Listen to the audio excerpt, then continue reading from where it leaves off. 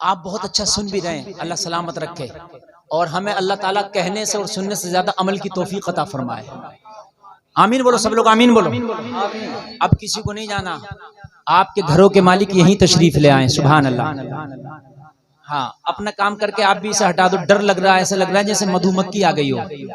हाँ, अब आप लोग एक बार हाथ उठा के बोले या रसूल अल्लाह, और जोर से बोले या हुसैन, हाथ लगा के बोले या हुसैन।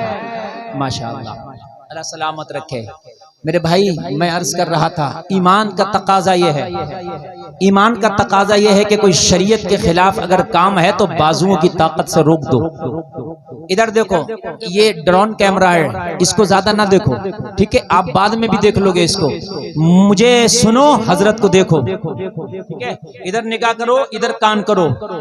अगर आपका ईमान एक नंबर है तो हराम काम अगर कोई हो रहा, शरीयत के खिलाफ अगर कोई काम हो रहा तेरी बस्ती में, तेरी रिश्तेदारी में, तेरे खानदान में, तेरे घर में, तो तेरा ईमान तुझे चैन से बैठने नहीं देगा। ये ईमान का तकाजा है। तू उस काम को बाजुओं की ताकत से रोक देगा। ये है एक नंबर का ईमान,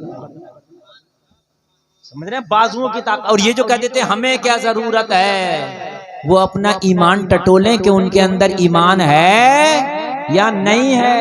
हमें क्या जरूरत है। दूसरे नंबर का ईमान यह है कि अगर कोई हराम काम हो रहा है शरीयत के खिलाफ तो जबान से उसकी मुखालफत करे। क्या करे? जबान से उसकी मुखालफत करे।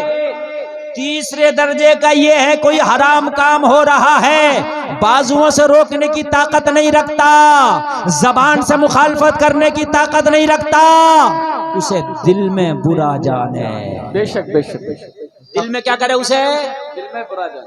ये है तीसरे। और ये भी नहीं है तो फिर ईमान टटोलो के है, टटोलो।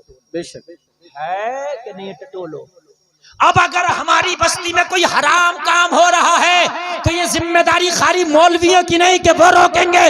मौलवी का काम है बता देना, तेरा काम है बाजुओं से रोक देना। सुभान अल्लाह, सुभान अल्लाह, बेशक सुभान अल्लाह। अगर तुम अपने रोकने पे आ गए तो हर बस्ती से हराम काम रुक जाएगा इंशाअल्लाह। रुक जाएगा कि नहीं रुक जाएगा? किसी के घर में डीजे बज रहा है, डांस पार्टी हो रही है शादी में, आप मना करो, अगर वो फिर भी ना माने तो कह दो तेरी बारात में शामिल नहीं होंगे, तेरी दावत में नहीं जाएंगे। मैं ये समझता हूँ शादी रिवाज धीरे धीरे अगर तुमने ये धमकियां देना शुरू कर दी खत्म हो जाए। और बाज आदमी की इतनी पावर है, इतनी पावर है कि अकेला चाहे तो रोक दे। जिस घर में शादी हो रही है उस घर में अगर डीजा बज रहा है, डांस हो रहा है, अगर उस घर का कोई दामाद है, उसकी इतनी पावर, ये कह दे खबरदार जो ये डीजा और डांस पार्टी हुई, मैं दामाद हूँ, दामाद आऊंगा नहीं, शामिल नहीं हूँगा।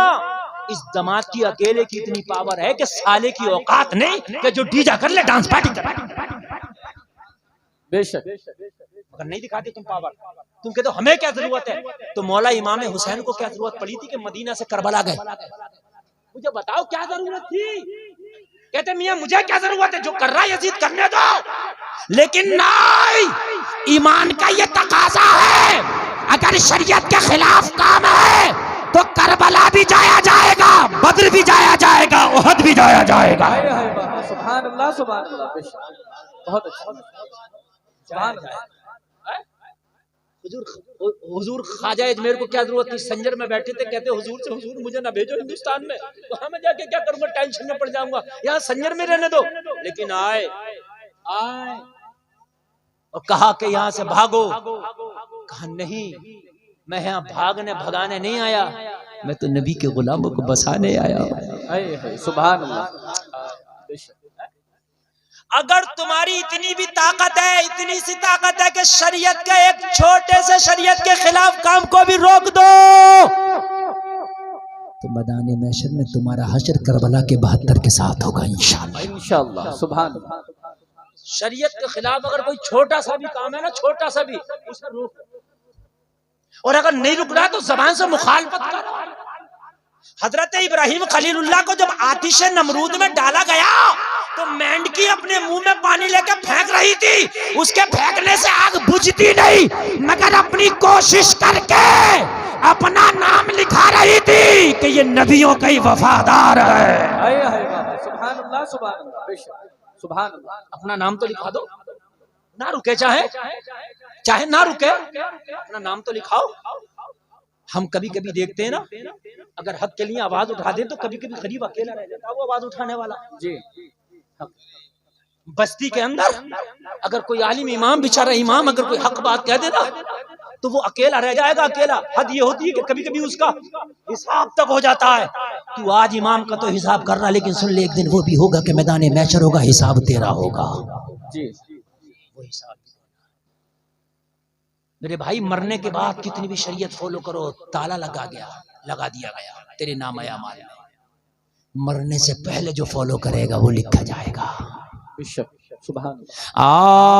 जलसे में आने वालों में बताता हूँ ईमान वालों की शान क्या है, नबी के गुलामों की शान क्या। आओ, एक अल्लाह वाला है, महबूब खुदा है, अल्लाह वाला है, महबूब खुदा है, नाम है बायजीद बुस्तामी। एक अल्लाह का वली है, नाम सुना होगा, बायजीद बुस्तामी। टॉप क्लास के बुजुर्गों की लिस्ट बनाओगे तो बायजीद बुस्तामी को आपको लाना पड़ेगा। अल्लाह वाला टॉप क्लास के बुजुर्गों की आप नहीं बना सकते उनके बगैर लिस्ट। टॉप क्लास के बुजुर्ग बायजीद बुस्तामी, इसको कहते हैं अल्लाह वाला, इसको कहते हैं मुस्तफ़ा का गुलाम। आपका मुरीद एक दिन आपकी बारगाह में आया, कहने लगा हुजूर, आपकी इस बस्ती में जिसमें आप रह रहे हैं एक फाहिशा ने डेरा डाल लिया है। फाहिशा समझते हैं ना, एक फाहिशा औरत, करेक्टर लूज औरत, उसने डेरा डाल लिया। हुजूर, शाम का वक्त होता है तो उसके जिस्म फरोशी का धंधा चलता है। आपकी बस्ती के नौजवान जाकर के अपना पैसा खर्च करके अपना मुंह काला करते हैं, उसके गुनाहों के दलदल में गोता लगाते हैं। बायजीद बुस्तामी ने इतना सुना ना तो आंख में आंसू आ गए, रोने लगे। कहा हुजूर रोते क्यों हो? कहा मैदान महशर होगा, अगर अल्लाह ने मुझसे ये पूछ लिया, बायजीद बुस्तामी ये बता, तेरी बस्ती में एक फाहिशा ने डेरा डाल के नौजवानों के ईमान पर डाका डाल रही थी, तू क्या कर रहा था? तो मैं अपने रब को जवाब क्या दूंगा? इसलिए इस बस्ती में या तो वो रहेगी या फिर हम रहेंगे, या तो वो रहेगी या हम रहेंगे। तुम तो कहते हो हमें क्या जरूरत पड़ी है, हमें क्या, बाप बेटे को समझाया, हमें क्या जरूरत पड़ी है। अगर इस्लाम के खिलाफ है कोई काम तो रोकेंगे, आगे आएंगे, चाहे अपना बाप क्यों ना हो, चाहे अपना बेटा क्यों ना हो। अल्लाह ने फरिश्ते से फरमाया कि फला बस्ती का तख्ता पलट दे। फरिश्ता अर्ज करने लगा, मौला फला बस्ती में तो एक तेरा नेक बंदा भी रहता। अल्लाह ने फरमाया पहले उसी का तख्ता पलट। अर्ज की मौला क्यों, वो तो नेक है। रब ने फरमाया खुद तो नेकी का काम करता मगर दूसरों को नेकियों का हुक्म नहीं देता। समझ रहे हैं आप? अगर आप अपने घर में नमाज पढ़ ले तो अपने बेटे को भी जगाओ, बेटी को भी जगाओ, बीवी को भी जगाओ, ऐसे न जागा जबरदस्ती जगाओ। ये कुछ नहीं कि खुद तो नमाज पढ़ने निकल लिया, अल्हम्दुलिल्लाह हजरत मैं तो 60 टाइम का नमाजी हूँ, तू तो 60 टाइम का नमाजी, तेरे घर में कितने टाइम के नमाजी है? पूरी पावर घर वालों पे दिखाओ नमाज के लिए, हराम से रोकने के लिए। बायजीद बुस्तामी ने कहा कि उसका बाजार कब गर्म होता? कहा हुजूर जब मगरिब की नमाज हो जाती है तो उसके यहाँ ग्राहकों का तांता लगता, नौजवानों से पैसा लेती है, अपने जिस्म का सौदा करती है। बायजीद बुस्तामी ने कहा शाम का खाना हमारा तैयार नहीं करना। हुजूर किस लिए? कहा या तो शाम का खाना वो भी इस्लामी दस्तरखान पे खाएगी या फिर हम इस शहर में शाम का खाना ही नहीं। जी जी बेशक, या तो वो भी इस्लामी दस्तरखान पे खाएगी और या फिर हम भी इस शहर में शाम का खाना। हाथ में तस्बीह ली, हाथ में मुसल्ला लिया। लोगों दोपहर का वक्त है, वो शाम को उसका बाजार गर्म होता था। दोपहर के वक्त में ही बायजीद बुस्तामी ने जाके उस फाहिशा के दरवाजे पे मुसल्ला बिछा दिया। ओ जलसा में आने वालों, जमाना कह रहा था ये अल्लाह वाले को क्या जरूरत थी कि इसके दरवाजे पे मुसल्ला बिछाया है? अरे हजरत को क्या जरूरत थी? यहाँ तो नफ्स परस्त आते हैं, हबश के गुलाम आते हैं, हबश के पुजारी आते हैं। हजरत को क्या जरूरत थी? मगर सुनो उल्टी ही चाल चलते हैं, दीवान गाने इश्क आंखों को बंद करते हैं दीदार के लिए।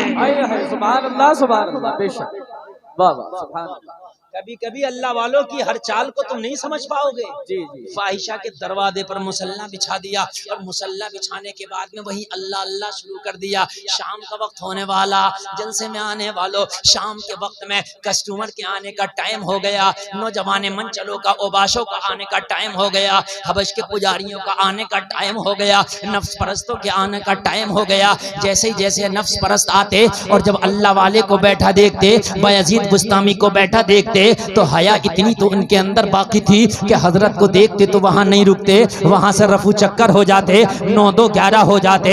हजरत की वजह से वहां कोई ना रुक सका, हजरत की वजह से वहां कोई ना ठहर सका, हजरत की वजह से कोई भी टिकट ना ले सका, हजरत की वजह से कोई भी नंबर ना लगा सका, हजरत की वजह से कोई भी लाइन ना लगा सका। शाम का वक्त हुआ, जब उसका टाइम शुरू हुआ तो दरवाजे पे सिर्फ हजरत ही हजरत।